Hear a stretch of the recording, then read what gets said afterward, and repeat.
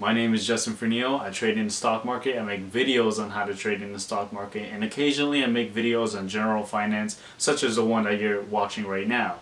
Now, my objective for this video is to explain why putting your money in a savings account is essentially a terrible idea.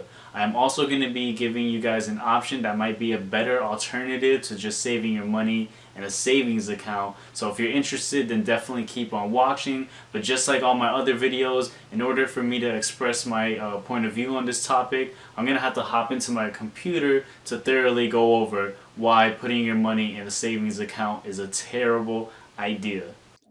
Okay, so now we are officially in my computer. I have a sequence of tabs opened up, and that's just because there's just an order of how I want to explain why holding your money in a savings account is such a terrible idea. Now, the first thing I want to go through is just how much the average American typically has in their savings account. So I have this article by CNBC, and I already have it highlighted right here. The amount that I want to talk about. Now, it's just because I feel like the average person that does watch my video, their age ranges from 34 years old and younger, except, of course, my mom is watching this, so shout out to my mom if you're watching this, you know now. But anyways, I also want to highlight people that are single with no children, just because it's a tough world out there. Not everyone has a significant other, so we're gonna go based on this number right here, right? So the average person that is 34 years old or younger in America typically only has $2,729. Now, again, this is an average. If you have more than this, then that's great. Let's keep it going. And if you don't, that's not too bad. You'll get there, right? So that's the first thing I want to go over, right? Now, the next thing I want to go over, and this is in a different tab, is the average interest that you get from holding your money in a savings account at a typical bank in America, right?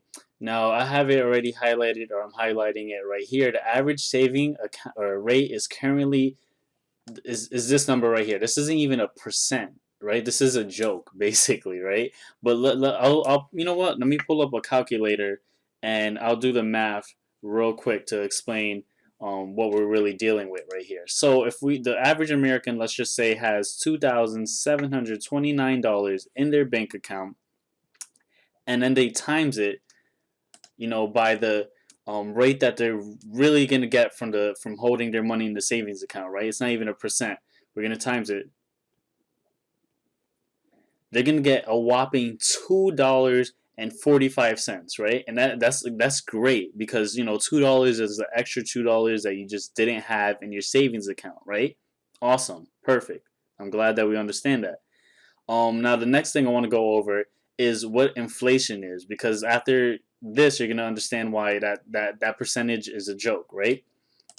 So if you don't know what inflation is, here's the definition.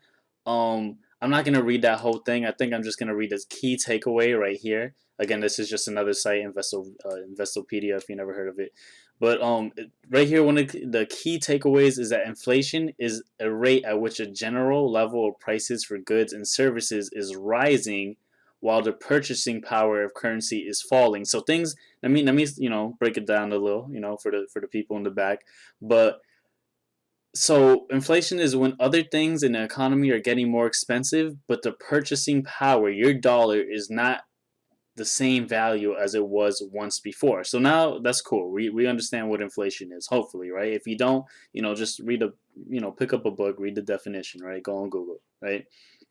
Now the next thing, I told you I got a sequence of things, right? Because I'm breaking this down. So on average, the annual inflation rate for the United States is 2.1%. Now, again, this was the percentage. I'm sorry, wrong time. This is the percentage that you get from holding your money in a savings account, right? This is how much your money is going down every year, right?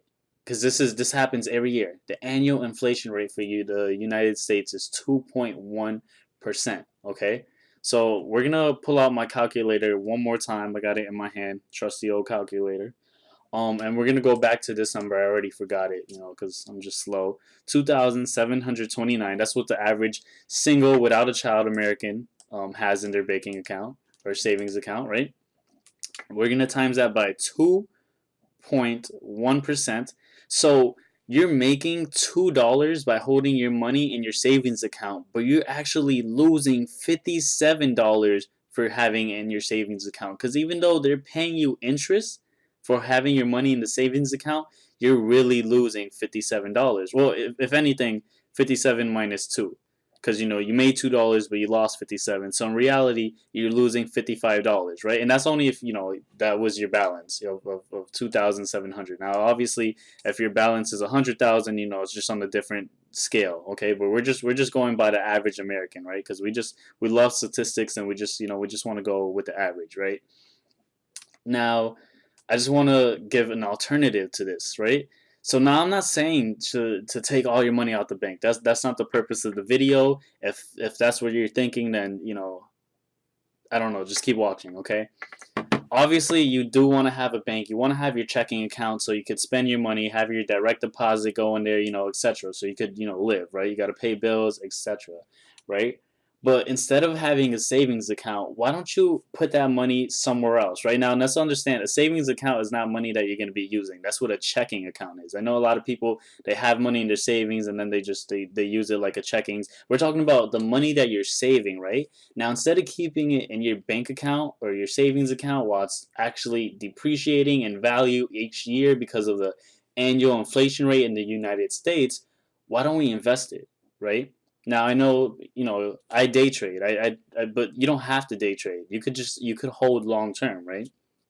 Now I know people are like, oh, the stock market's risky, right? Now we're gonna get into that too. But I was gonna pull up Thinkorswim to explain my analogy, but I just feel that just going on Robinhood is just easier. So there's less lines. It's kind of more easier to explain what I'm trying to talk about. So we have Apple right here. This is a company where it's in America. A lot of people, if you're watching this video, you know what Apple is. If you don't, then I don't know, right? Anyways, so Apple, they make the iPhones, everything cool. Now, in the past year, they went up 69%, right? So we're gonna pull up the calculator one more time, right? And I just gotta get this real quick and get this number real quick. So it's 2,000. It was 2,729. 2,729. I don't know why. I like froze right there. But anyways, excuse me. So if we held our money instead of a savings account and we put it in Apple stock, of course it went down, but over the year it still appreciated in value, right? So we're going to times 2,729 times 0.69%. So simply by holding your money instead of a savings account, holding that money and saving it in stocks, right? Your money, if you this is Apple, right? There's a whole bunch of other stocks, right? If you held it in Apple for the year of 2019 and it appreciated 69%, you made a profit of 1,883, right? Now that was not money that you were not going to get this in your savings account, okay? You were losing. Now, if you're making 1,183 simply by just holding your money in a company and seeing it appreciate, you're definitely on the winning side. Now, of course, there's the inflation rate. So you're gonna lose it's $57, right? So we're gonna take 1,883 subtracted by 57.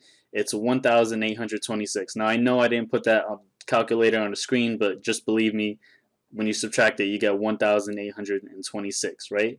So that's what I'm saying. Why don't put your money in a savings account where you're just going to be losing to the inflation rate? Why not just invest it so your money can appreciate? Now, I know people could say, okay, what if the stock market goes down, right? What if it crashes, right? Of course, that's the concern that everyone has. But I mean, what about notifications and alerts, right? When people text you, you get a notification. You're aware of that happening, right?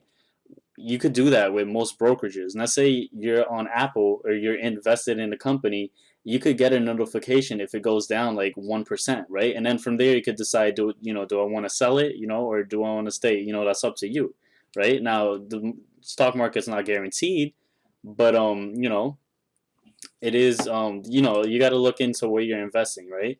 Like I said, Apple this year did alone 69%. If you want to be a little more conservative, now we're just going to hop into my other broker account. This is TD Ameritrade. Don't get overwhelmed with all the lines, but let's say you want to do something more conservative, like the stock SPY, right? SPY.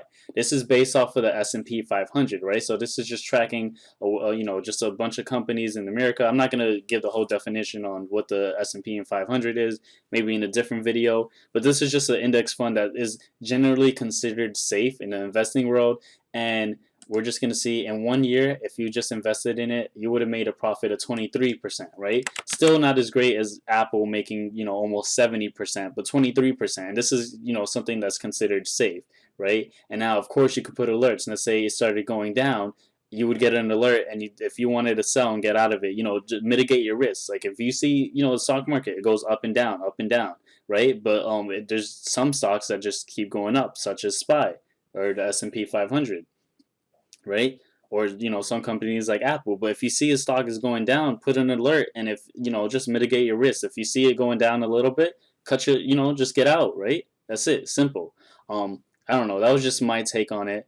But yeah, if you have any questions about anything that I said, definitely leave it in the comment section below. I'm gonna try to get to everyone that comments. Definitely, if you guys think I deserved a like, then hit that like button. It really does help with the YouTube algorithm. And yeah, hopefully you guys learned something new. And yeah, that's pretty much it. My name is Justin Furniel, and I'm out. Peace. Perfect.